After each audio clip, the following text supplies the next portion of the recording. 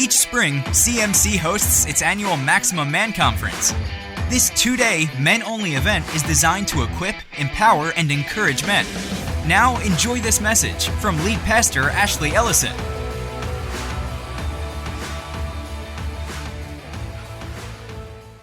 I love speaking to the men, and I'm always about the theme. I love the theme as we have themes and we're working. And I walked in here and I'm like, man, I feel like a man looking at this stage. The only thing you missed was some deer mounts. We'll have to work on that for next time. But if we're going to be a maximum man, I needed to know what the word maximum meant. So I'm into words and I looked it up. And the word maximum means as great, as high, or as intense as possible. As great, as high, or as intense as possible, or as permitted. The second definition that I found, and I really like this, the greatest amount attained. Not given, but attained. The greatest amount attained. Well, how do we do that? Because if you just talk the word maximum man, you've got to understand that can be looked at different depending on who you're talking to. From someone who doesn't know Jesus, a maximum man is different than someone who's a Christian. I mean, really, the definition could be the same, but what are you talking about? What you're talking about is what's attained. See, the greatest, the highest, the most intense that's possible. Well, you got to define what that is, and that's what we've been doing last night and this morning. This is what we're trying to attain. This is what we're looking to get. Ephesians 5:1 gives us the Christian's model for this. The Bible says, imitate God, therefore in everything you do, because you're His children. I like the way the Message puts it. The Message puts it as in it says this, watch what God does, and then you do it. Like children who learn proper behavior from their parents. Watch what God does, and then you do it. In Genesis, it says we're made in the image of God. We are to look, come on guys, we're to look as close as possible or as close as permitted to God as we can. That's our goal. So if we're going to, I just wanted to define maximum man as quick as I could based on a dictionary definition and then taking the role of Christianity and putting those together. I read some real interesting statistics. I've been on this kick for the last 3 months of getting men pumped up.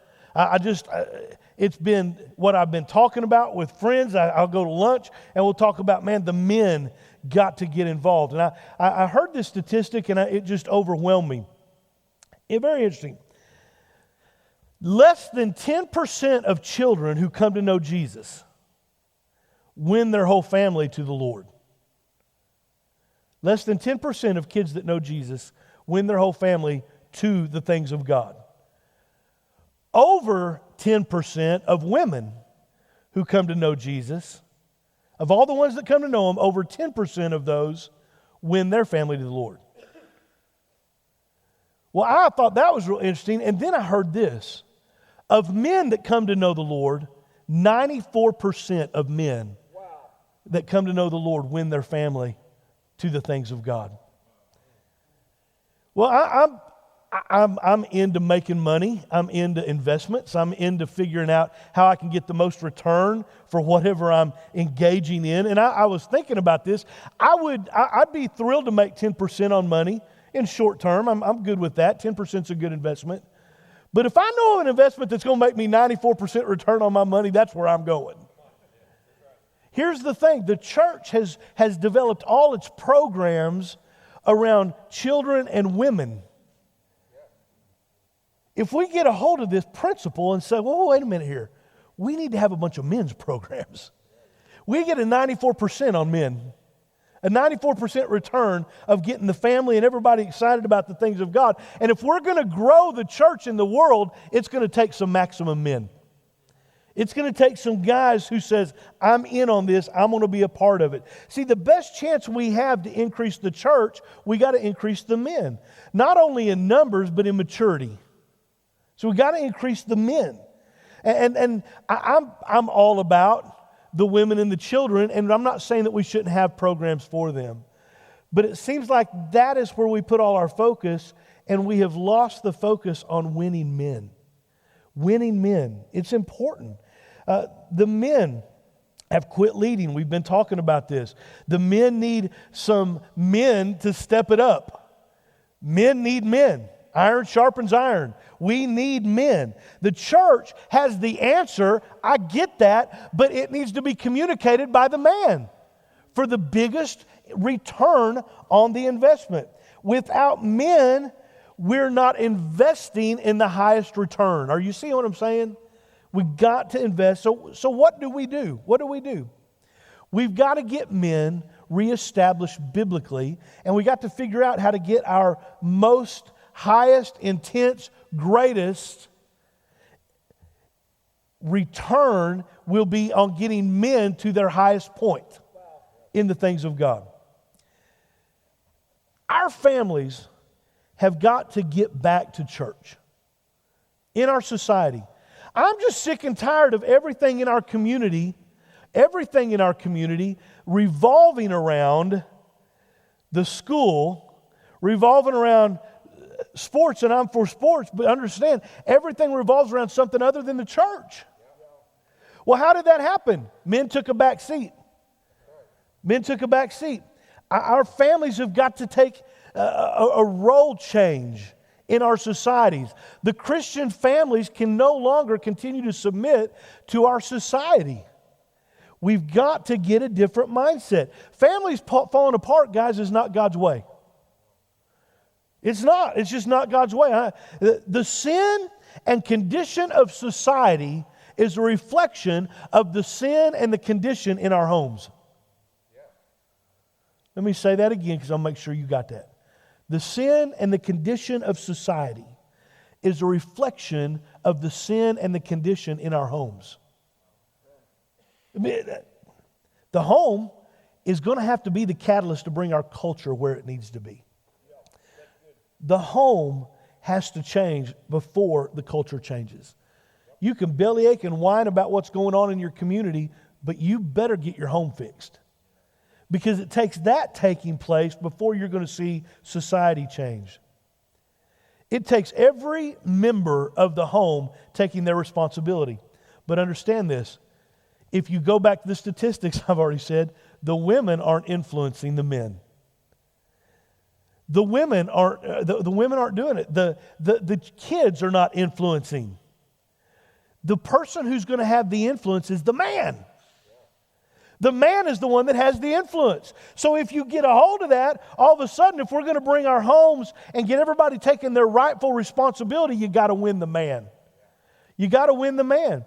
You as a man have to maximize your responsibility. Years ago, I was right where a lot of our homes are. I was in a crisis. My marriage was falling apart. My finances were horrible. It was not a good position to be in. And I went to a marriage seminar that was actually hosted by Tim in Branson. And I don't remember anything really that first seminar except for one word from the Bible that changed my whole life. And I memorized it. I put it in little sticky notes in my car. I put it on my mirror as I'd get ready in the morning. That I had to look at myself. I'm going to read this verse, and this verse is going to be my model. Because I was a man, and I thought I was a maximum man. And I don't want you leaving here this weekend thinking you're a maximum man when you don't understand the principles that will make you that. I thought I had it all figured out. I mean, I'd been to college. I was a licensed counselor. I could do anything that I needed to do as far as telling people how they need to fix their life. Except for mine was in shambles. And here's what I did. I blamed my wife. She was the reason. And I was a praying man. God, please just fix her and everything will be fine. Come on, there's somebody here praying that same prayer. Lord, if you just fix her, please. She just treats me bad. Man, if you were married to my wife, and see what, that's the kind of thing that we start thinking, and then we release ourselves from the responsibility.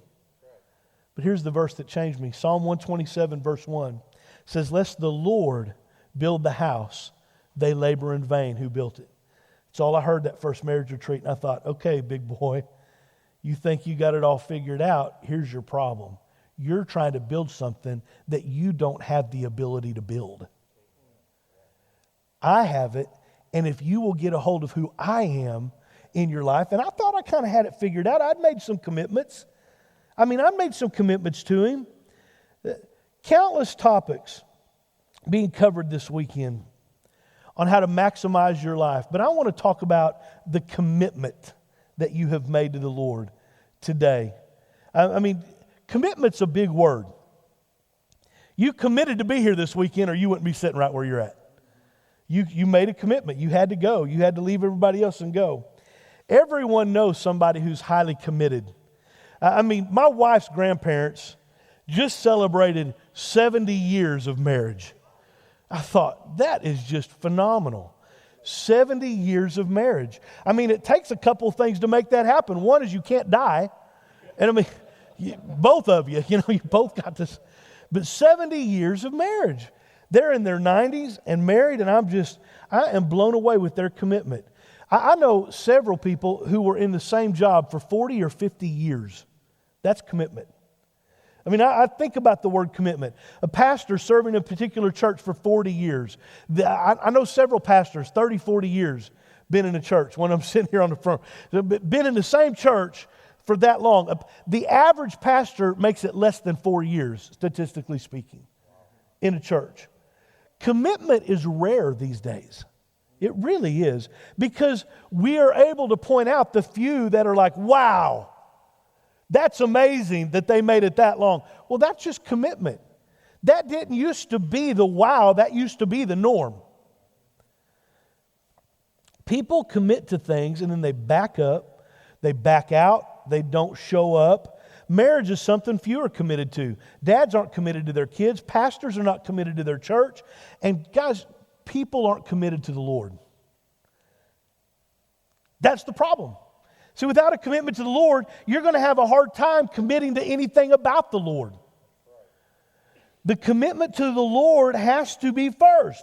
People aren't committed to their wives because they're not committed to the Lord. They're not committed to the church because they're not committed to the Lord. They're committed to their kids going to a ball game. They're committed to this. They're committed to their friends on Friday night. They're committed to their hobby, but we don't have a commitment to the Lord. Christ stepped out of heaven, mocked, doubted, ridiculed, tired, hungry, and he could have said, enough is enough, but he honored his commitment to his people. That's what God did for us. That's what Christ did for us. The question is, how do you do that? How do you do that? Well, if we go back to the definition of a Christian maximum man, we are imitators of God. What did God do? What did God do? There's a big problem here. Commitment is the first step, but there's a step that's got to take place after that. I was reading some quotes, and the quotes I was reading came from General Patton. And it was about a word that we don't get a hold of very well, but it's called surrender. But as a man's man, think about this. General Patton said, my men don't surrender. John F. Kennedy, one path we shall never choose is the path to surrender. General Robert E. Lee said he would rather die 1,000 deaths than to surrender to Ulysses S. Grant. Winston Churchill's most famous speeches during World War II ended with the admonition to his people, we shall fight on the beaches, we shall fight on the landing grounds, but we shall never surrender. Now, we think about that, well, that's a man's man. That's a world's definition of man. Here is the problem that I see in our society. Not just in our Christian society. We look at there's nothing less manly than surrender, but surrender is the whole key to the gospel. So we got to figure out this from a worldview. Masculinity says don't surrender. But from a Christian standpoint, masculinity says surrender. Are you seeing the difference? That Without surrender, you can't fulfill what God wants you to do. If we're looking to Jesus and we're to be an imitator of Him, then we got to know what He did. Matthew 26:39. He said, "Not my will, but yours be done." Now that's surrender. That's surrender. At some point, we got to be willing to say, God, it's not about me and what I want, but that takes surrender. That takes surrender. Let Him have His way. Nothing else happens until the step of surrender takes place for you to reach and attain your full potential as a maximum man, for you to be the MVP, for you to respond right in a crisis situation. See, the captain of the ship looked into the dark night and saw faint lights in the distance. Immediately he told his signalman to send a message. Alter your course 10 degrees south. Promptly, a return message was received. Alter your course 10 degrees north. The captain was angered. His command had been ignored. So he sent a second message. Alter your course 10 degrees south. I am the captain. Soon another message was received. Alter your course 10 degrees south, 10 degrees north. I am Seaman Third Class Jones. Immediately, the captain sent a third message, knowing the fear it would evoke. Alter your course 10 degrees south. I am a battleship. Then the reply came, alter your course 10 degrees north. I am a lighthouse. There are many people, there are many men who want to control their life. And I know that I was right there. I wanted control of my own life. And really, I had committed, but I didn't understand surrender to the Lord Jesus. See, when we don't listen to God's instructions for our life, we are ultimately going to crash. We're going to crash. The lost man, they're lost because they refuse to commit. Come on. You've heard the term, and we talk, commit to Jesus. We've just been talking about that. Commit to Jesus, commit to Jesus. The lost man won't commit. But I'm not talking to the lost man today. I'm talking to a bunch of people who have committed their lives to Jesus. The problem we have, men, is we're not surrendering. And you say, oh, wait a minute. I thought those were the same thing. There's a difference between commitment and surrender. Commitment, the difference is, when you make a commitment, you're still in control. When you make a commitment, you're still in control, no matter how noble the thing you've committed to is. See, you can commit to prayer. You got to follow me here. You can commit to prayer. You can commit to study the Bible. You can commit to giving your money. You can commit to making an automobile payment or to lose weight. Whatever you choose, you can commit to it. Come on, you can make the commitment. And we got a lot of people, a lot of men committing to Jesus. Surrender's different. If someone holds a gun and asks you to lift your hands in the air as a token of surrender, you don't tell that individual, well, I'm committed to.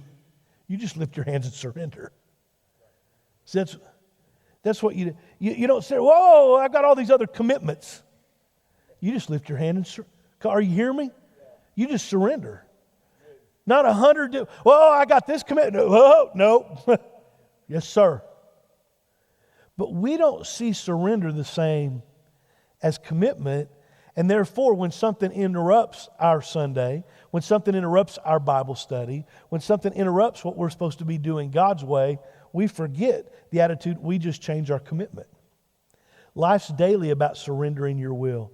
See, you can start on a path of being the maximum man in your family. Your wife, come on guys, your wife needs a husband who is surrendered. Your wife needs she does. Your kids need a dad who's surrendered. Not just says they're committed, but surrendered. Surrender. Your boss needs an employee who is surrendered to the lordship of Jesus. And then they work as under the Lord. So that's what surrender does.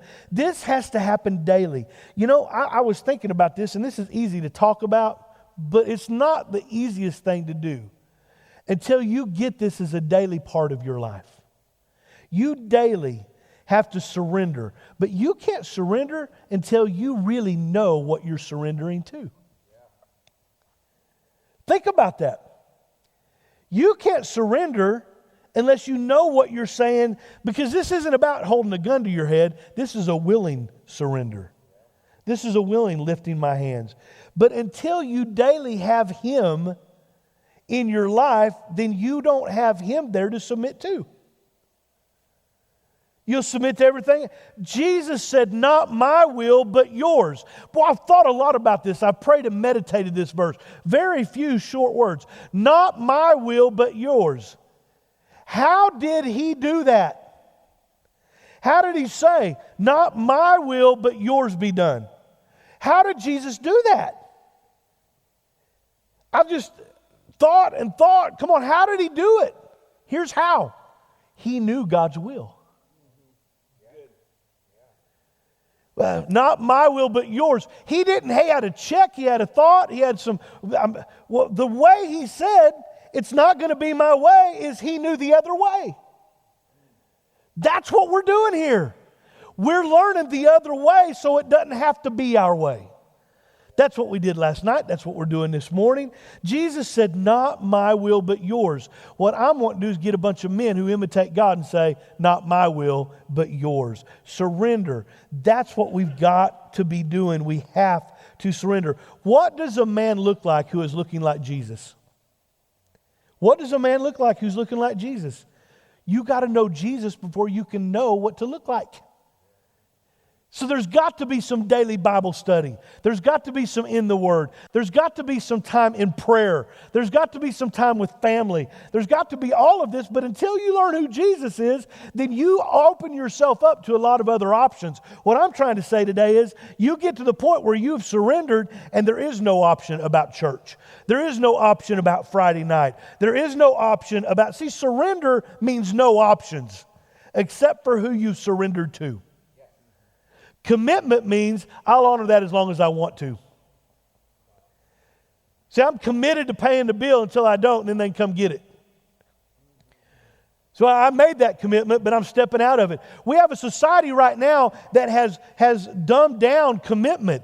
We aren't committed to marriage. That's why 50% plus of marriages end in divorce. We're not committed. We're not a committed society because we forgot what surrender means. Surrender. We've got to surrender. No options on going to church. No options on my job. No options on whether I'm going to be in the Word or not. No options on how much time I'm spending in prayer. There's no option because I'm surrendered. Well, I'm going home, man. I'm making a commitment. That'll work for a week or two. But until you surrender to the Lord Jesus, you've got an issue. Romans 12, verse 1. I want to read this out of the Message, so if you don't have the Message, just listen to this, because I think it's really profound. Romans 12, verse 1, so here's what I want you to do. God helping you, take your everyday, ordinary life, your sleeping, your eating, going to work, and walking around life, and place it before God as an offering. Embracing what God does for you is the best thing you can do for Him. Don't become so well adjusted to your culture that you fit into it without even thinking.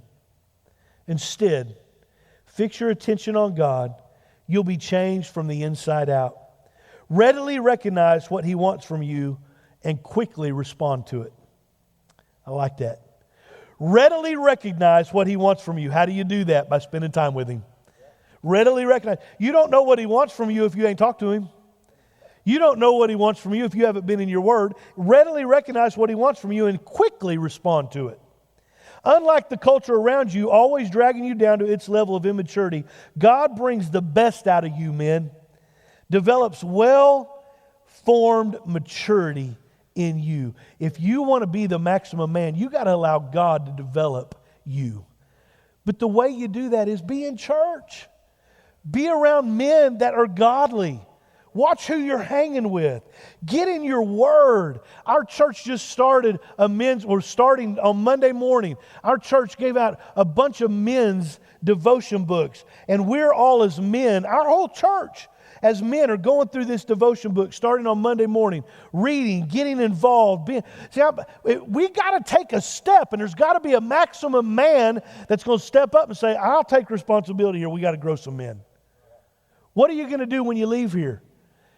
All of you that go to a different church, go home and be the catalyst in your church to bring men to a different level. But know this, to do that, you've got to do it. You've got to surrender. Got to surrender. A pastor tells how he helped people struggling to surrender their lives to Christ. And here's what he said. For many years, I worked in New York City, and I counseled at my office any number of people who were wrestling with life. Often, I would suggest they walk with me from my office down to the RCA building on Fifth Avenue. In the entrance of that building is a gigantic statue of Atlas, a beautiful proportioned man who with all his muscle straining is holding the world upon his shoulders. There he is, the most powerful built man in the world, and he can barely stand up to his own burden. Now that's one way to live. The pastor would look over at the person he was counseling and he would say, trying to carry the weight of the world on your shoulders is making you look weak. But now, come across the street with me. And on the other side of Fifth Avenue is St. Patrick's Cathedral. 8 or 9 years old, there's a shrine of the boy Jesus. With no effort, he's holding the world in one hand. My point was illustrated graphically, he said. We have a choice. We can carry the world on our shoulders, or we can say, I surrender my world to you, Lord. I give you my whole world. Today, my prayer is, men, that we give our world, our area to the Lord. Now, in that, He will give you instructions of how you can be the maximum man. And I just kind of felt it was important that we defined maximum man because we're trying to attain something this weekend, right? We're trying to be the greatest, the best. We're trying to get as much as possible. Well, the way you do that is you get Jesus in your view, day in, day out. Get the Word in your view, day in. Come on, buy as many CDs, buy as many podcasts, sign up for. Get everything you can into you so you're daily looking more and more like Jesus, surrendered to His way, and guys, we'll make an impact for this world. Right here, it can start. It can start going out in our churches, in our community. My community is going to be different because I was at the Maximum Man Conference. My community is going to be different. I can tell you my marriage will be different. I can tell you for certain my kids will be raised different. My life will be different because I sat under teaching, and then that was a catalyst that let me go into my home and be a catalyst and make a difference in the lives of people for the glory of Jesus. You have been listening to the CMC Podcast. Stay connected with us on Instagram, Facebook, Twitter, and YouTube. Download the CMC app by searching Christian Ministries Church in the App Store for iOS and Android. For more information about CMC and upcoming events, go to cmchurch.com.